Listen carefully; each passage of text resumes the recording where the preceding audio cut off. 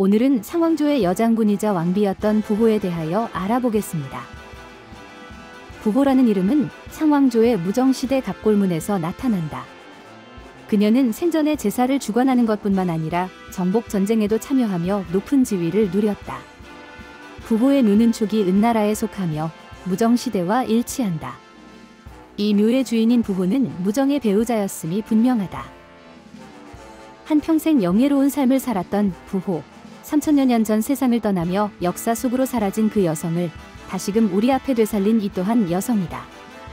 잊혀진 역사를 되찾기 위해 발굴 현장을 이끌었던 47세의 고고학자 정전샹은 역사의 무대에서 사라진 33세의 부호를 우리 앞으로 다시 불러왔다.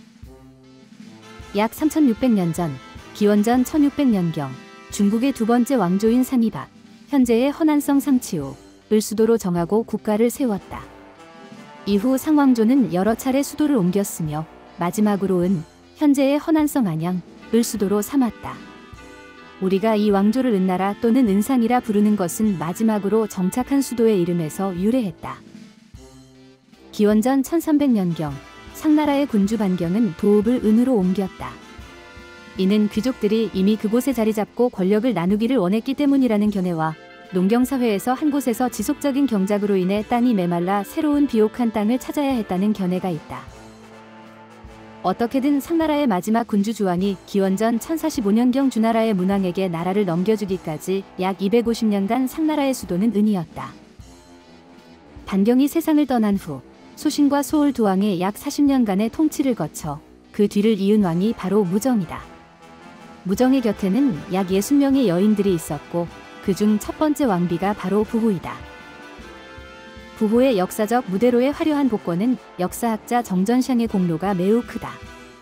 반경이 수도를 은으로 옮긴 후 그를 포함한 12명의 군주가 이곳에 잠들었으나 도굴꾼들에 의해 이미 훼손된 이들의 무덤은 공식 발굴에 참여한 학자들에게 아무것도 남기지 않았다. 부호의 묘는 도굴꾼들의 손길이 닿지 않아 약 2000점에 달하는 부장품이 발견되었다. 청동기, 옥기, 갑골, 큰도끼, 비녀 등이 발굴팀을 놀라게 했고 기물에 새겨진 명문은 이 무덤의 주인이 특별한 여성임을 드러냈다. 역사 서술의 독특한 경지인 기전체를 창시한 사마천도 자신보다 약 1000년 전에 살았던 무정왕의 이야기를 은본기에 기록하면서 그의 첫 번째 왕비인 부호의 존재를 언급했을 것이다. 그러나 사실에 기반한 전통적인 역사가의 관점에서는 소문만으로 기록을 남기기에는 불충분한 점을 느꼈기 때문에 해당 여성의 존재는 사기 어디에서도 찾아볼 수 없다.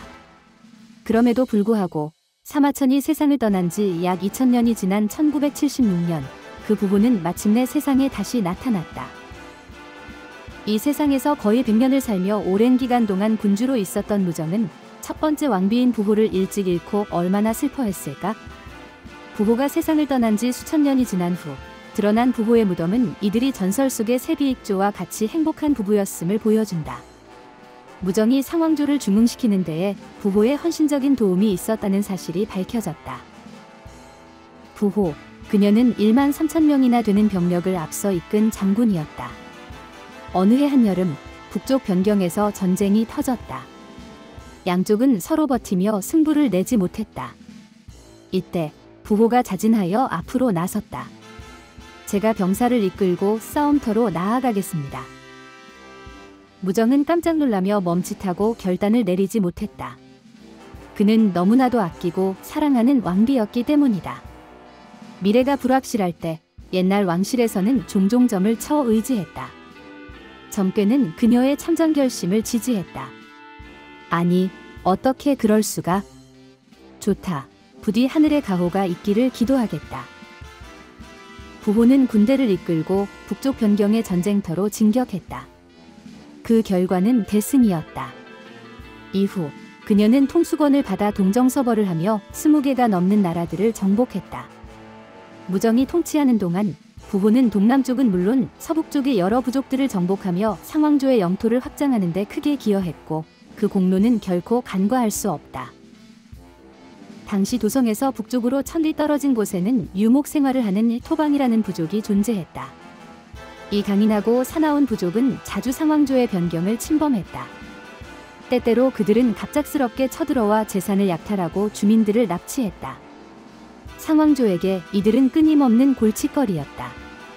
무정은 이 부족을 방치할 경우 왕조의 평안을 기대할 수 없다고 판단했다.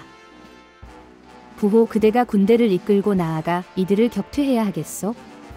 무정의 말을 들은 부호는 조금도 주저하지 않았다. 그녀는 군대를 이끌고 나아가 국경을 넘어온 적을 국경 밖으로 몰아냈다. 여기서 멈추지 않고 승리의 기세를 몰아 적을 끝까지 추격하여 완전히 무너뜨렸다. 부호와 그녀의 남편 무정은 서남쪽 부족 파방을 물리칠 때 뛰어난 전술을 발휘했다. 파방과의 대결에 앞서 이 부부는 치밀한 작전 계획을 수립했다. 나는 정예 부대를 이끌고 적의 동쪽을 기습할 것이요. 그리고 당신은 서쪽에 매복하여 우리가 양쪽에서 적을 포위합시다. 부호는 그때 눈을 반짝이며 고개를 끄덕였을 것이다. 무정과 부호가 지휘하는 병사들이 양쪽에서 포위망을 좁혀오자 파방은 당황하여 헤매다가 결국 포위망을 뚫지 못하고 섬멸당할 수밖에 없었다. 눈을 감고 멀고 희미한 과거로 달려가 보면 자신이 살던 도시에서 천리나 떨어진 적의 영토로 내달렸을 용맹한 부호의 모습이 떠오른다. 대평원을 가로지르는 말발굽 소리에 초원에 가득한 푸른 풀이 한쪽으로 쓰러졌다가 다시 일어서는 장면도 생각난다. 중국 역사에서 여성이 큰 권력을 쥔 경우는 드물었다. 서한의 창업 황제 유방의 정실여치, 당나라 고종의 화무 측천무후, 그리고 청나라 말기를 지배한 서태후 등이 있었으나 이들은 역사의 중심에 서긴 했지만 숨겨진 결점도 많았다. 그러나 오랜 세월 동안 흔적도 없이 사라졌던 부호가 70년대에 무덤에서 나타나 역사의 무대에 다시 등장한 것은 전혀 새로운 모습이었다. 전국시대 중반기에 조나라 무령왕은 소수의 인원을 이끌고 중산국 내부로 잠입해 높은 언덕에 올라 중산국을 내려다보았다.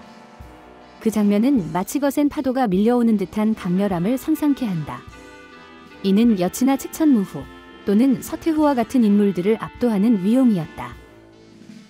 부호이묘에서 발견된 부장품 중에는 무게가 9kg에 달하는 청동 큰도끼가 있다. 물론 부호가 전투터에서 이 청동 큰도끼를 오른손에 들고 적과 맞섰다고는 생각하지 않는다. 상황조의 중흥에 크게 기여한 여성 부호의 사례가 이를 충분히 입증하는 것이 아닌가?